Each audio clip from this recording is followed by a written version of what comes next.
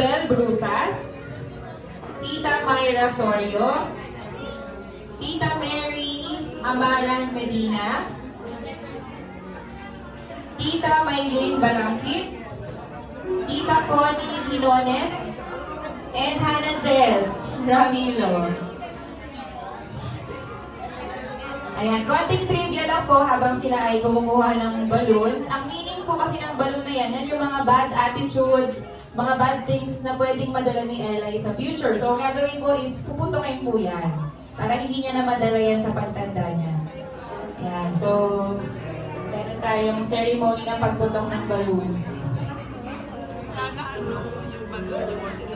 Kompleto natin siya. Ayan, okay? Dito po kayo sa harap, nakaharap po sa audience. Ayan, so wish muna bago natin gawin yung bursting. Happy birthday!